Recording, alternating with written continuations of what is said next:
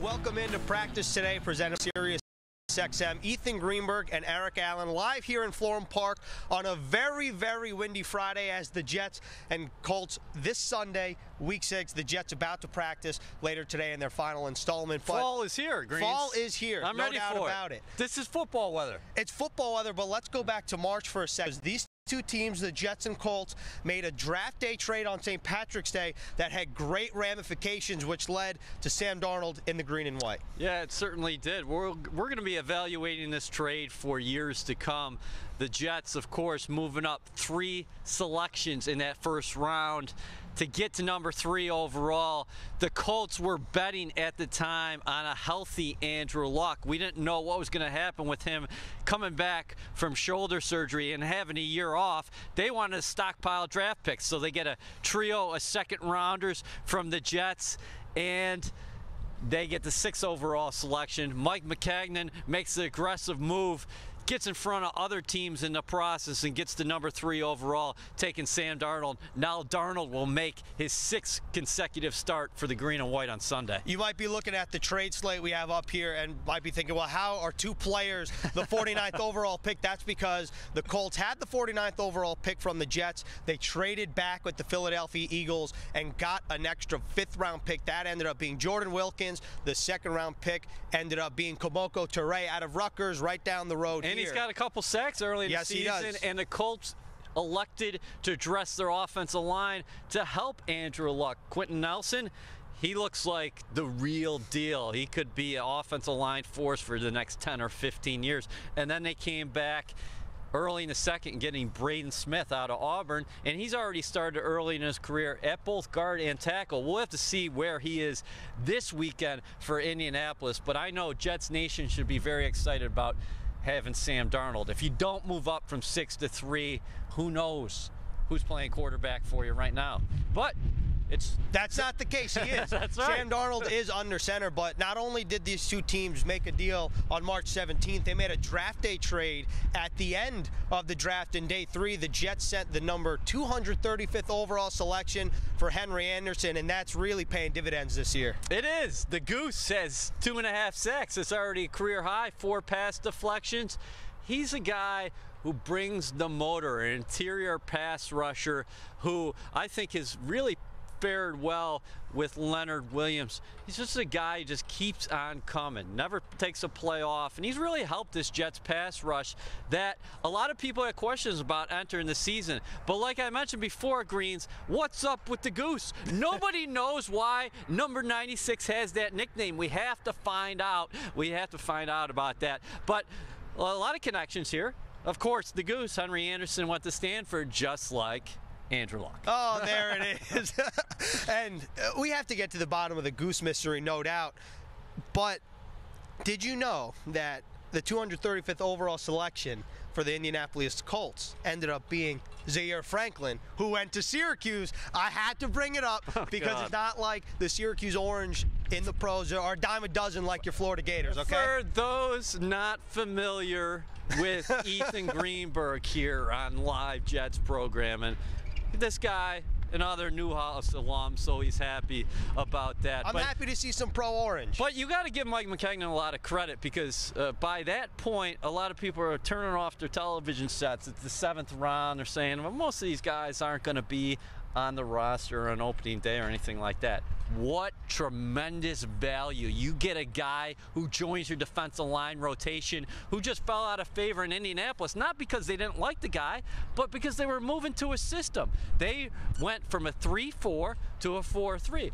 Jets, they play a 3-4, obviously, so they get Henry Anderson, who had to put on 25 pounds after losing 25 pounds. Well, you probably could do that because you comes the burger joke. just had hamburgers with Spencer Long. You know, you ate 3 full hamburgers in New York City, so the Goose probably can go on your diet if he wants to increase his weight. Yeah, that's an open invite for Henry Anderson right there. We talked about Stanford, Andrew Luck. Well, Andrew Luck actually spoke about Sam Darnold, a little Pac-12 connection there earlier this week. Here's what he had to say on the Jets quarterback. Yeah, I guess I think I do have a sense. It's funny, I didn't even think about who the other team's quarterback was until you asked that question. And He's a USC guy, so I've certainly watched him play over the years and very impressed with what he's done. And I'm sure the city of New York brings its own beast in a sense of playing there, but I admire him very much and think he's doing a great job. Welcome back to Practice Today, presented by SiriusXM. Ethan Greenberg and Eric Allen live here in Florham Park on a Friday as the Jets will soon wrap up their practice week in preparation for the Indianapolis Colts this Sunday at MetLife Stadium. Andrew Luck always looks happy, doesn't he? Yeah, he's a happy guy. In fact, I've heard stories where if you get sacked or Andrew Luck, when he gets sacked, he goes, "That was a good hit." Yeah. That's crazy to me. But regardless, I wouldn't like that as a defender. I think that's a little crazy. He's a monster, though. If you go, we'll talk about him a little bit right now. But well, before that, if you didn't see last week's show, we're going to go to Inside the Game with EA. That's a stat-based question. We're going to dive into Andrew Luck in a second here. But let me hit you with the question. All right. EA's going to answer later on in the show. If you want to comment your answer, tweet us your answer, whatever it may be. But here's the question. Since 2017, wide receiver Robbie Anderson has 4 TDs of 40-plus yards, tied for second most in the NFL in that span. Who has the most, and who is Anderson tied with? Do not answer yet, EA. Let's talk about Andrew Luck for a second here. This is a guy that missed the entirety of last season because of a shoulder injury. And you might think that, oh, maybe the Colts will hold back a little bit, hand off a little this year. Not the case whatsoever. He's had 121 pass attempts in the last 2 games. That's amazing. Andrew Luck is on pace for 4,700 passing yards, 38 touchdowns. Todd Bowles was asked about him. He said he can do everything. He can throw it short well. He can throw it long. He can read coverages. He's going to stand back there. He's solid in the pocket. He is tough. Look at his numbers, completing nearly 66% of his passes, 12 touchdowns. The thing about Luck so far early in the season, Frank Reich wants to establish a run game, but the Colts have often been playing from behind. So they've had to put the ball in Andrew Luck's hands, and wow, he's playing at a really high level.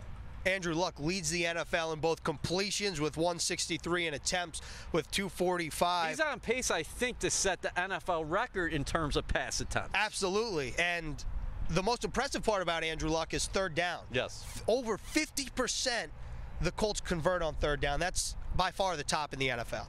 51%. That is a staggering number. That means that offense is on the field quite a bit. And the run game hasn't really gotten on track for the Colts just yet. So that means they've probably been in a lot of situations where it's third and long continues to convert. So, I mean, Luck, not Spencer Long. Luck continues to convert.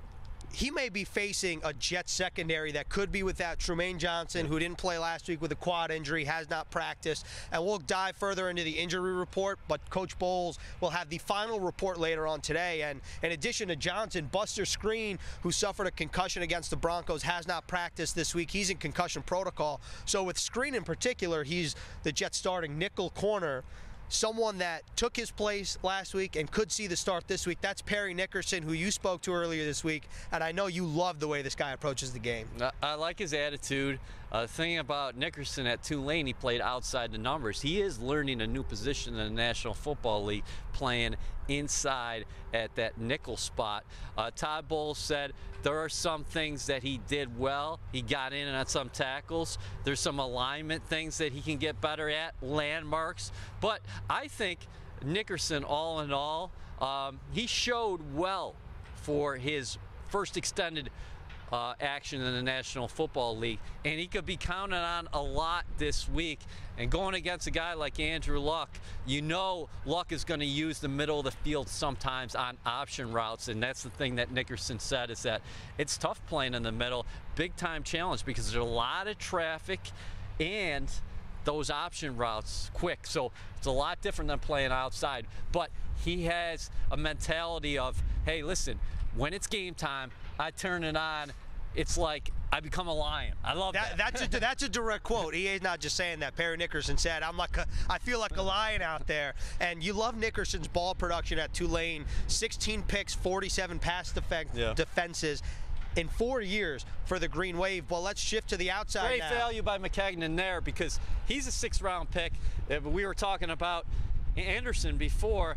You get him for a 7th, so I think when you look at this draft, Mike Maccagnan, I know it's early, he's done a real nice job, I think, and you got to credit the Jets college scouting department. Let's shift to the outside here for a second. Johnson most likely down. We'll see his status later today. So that means Morris Claiborne becomes the one.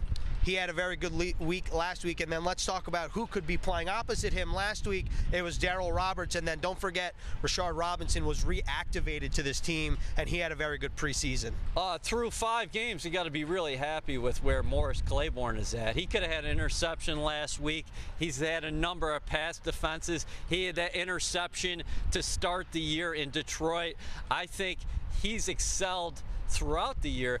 Darryl Roberts is a physical guy. I think he stepped up in Trumaine Johnson's place. I know Demaryius Thomas got that touchdown on him late, and the Jets did give up some passing yards.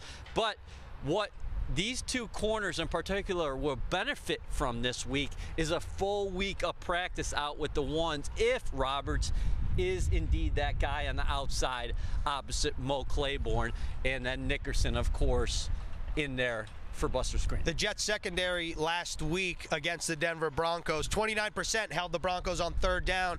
And you can't forget that Case Keenum might have completed over 65% of his passes, but entering the 4th quarter, only 57% here. So very important for the Jets pass rush to get to Andrew Luck. But let's go to the Jets running backs here, because we'd be remiss if we didn't talk about them. Isaiah Crowell with a career day. You'd have to assume that the Jets would try to replicate their recipe for success this Sunday.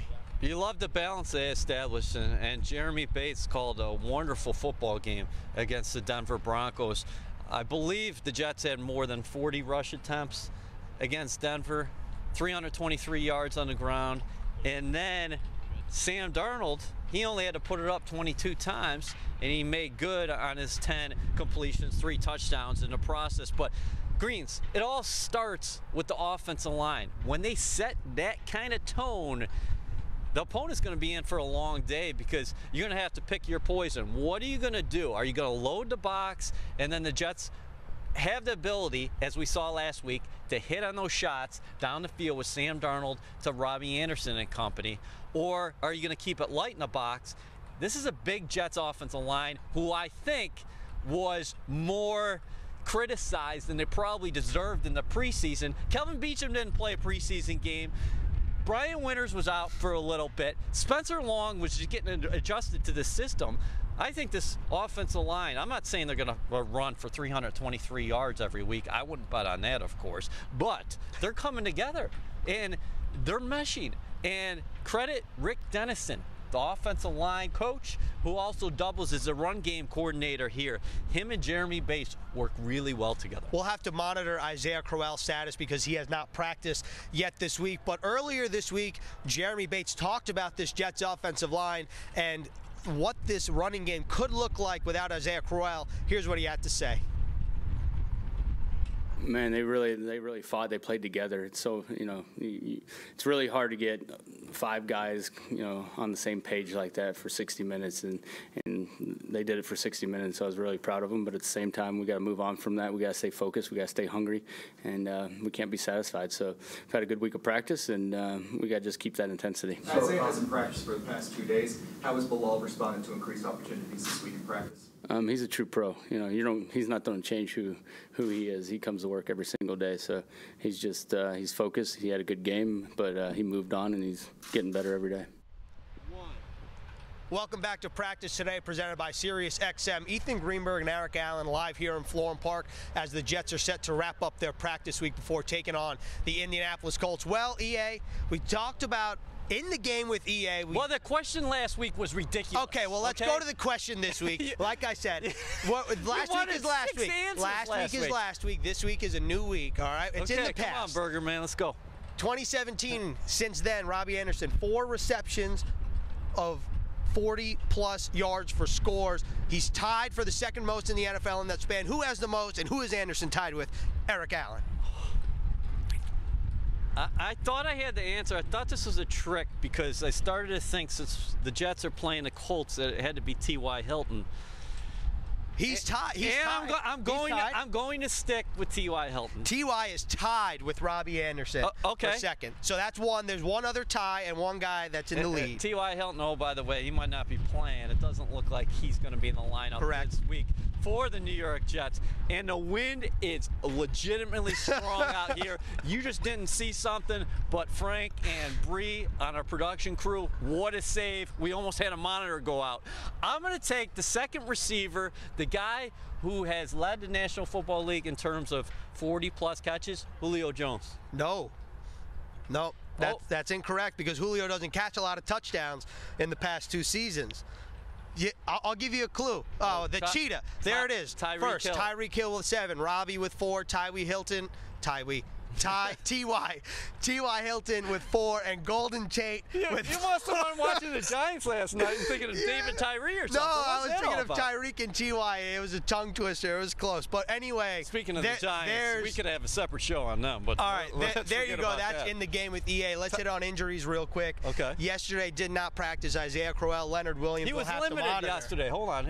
Crowell was limited yesterday, wasn't he, on Thursday? I don't believe so. DNP. But regardless, the Colts are banged up too. Eric Ebron didn't practice. Right. Yeah, Jack Doyle, Marcus Hunt, Ryan Kelly, T.Y. Hilton. I mean, we'll see what happens today because today's really the teller. But if the Jets are down Johnson, Screen, Crowell, and Williams, that could be a big day Sunday for the New York Jets for the backups. Both these teams are banged up a little bit. The Colts, I think what really, there's like 15 to 18 guys on their injury report, Greens, like you were mentioning. The Colts, what I think really hurt them coming into this week is they had that 2 games in 4 or 5 days. They played Thursday night against New England. So to benefit them, they'll have 10 days to prepare for the Jets. But on the other end of the spectrum, they got so many guys banged up. And Luck, again, it looks like he'll be playing without his 2 top weapons and the aforementioned T.Y. Hilton and Jack Doyle. But the guy that he's starting to like a lot, the tight end there for the Indianapolis Colts, a former first-round pick who started his career in Detroit, Eric Ebron. Eric Ebron, again, was another DNP, so we'll monitor his status today and, of course, Sunday. But you mentioned this, and you're right, Green, so we're going to have to really take a special look at if Crowell is able to do anything on the field today, and we'll find out the final injury report. Again, he didn't practice the first couple days this week. Andre Roberts and Spencer Long, they were both limited yesterday. All right, it's time for the 2-minute drill. Again, Jets-Colts this Sunday, 1 p.m. Yeah, you have to imagine that the Jets, after having success last week, would follow the same blueprint this week. The offensive blueprint for Jeremy Bates, we saw it last week.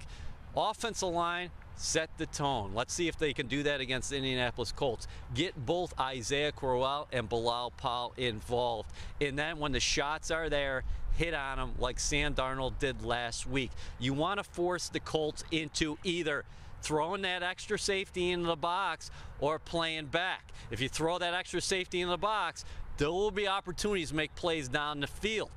If you don't do that, I think the Jets can run on a light box. The Indianapolis Colts lead the NFL in third down conversions, 51%. The Jets defense, 29% last week. You got to get off the field on third down. It's a huge challenge. When you think about the Colts, that's the most staggering stat of all. They're converting 51% of the time on third down. That means Andrew Luck is staying on the field. The Jets could be without 2 regulars in the secondary with Trumaine Johnson and Buster Screen. They could be out of the lineup, so that means guys like Darryl Roberts and Perry Nickerson have to step up.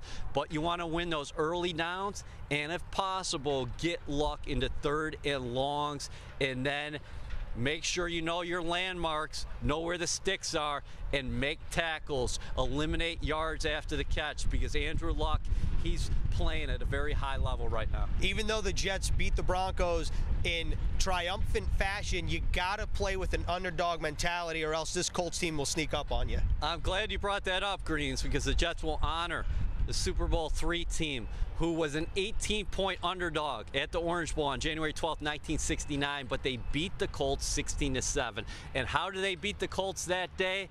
With a punishing run game, more than 140 yards on the ground and 5 interceptions.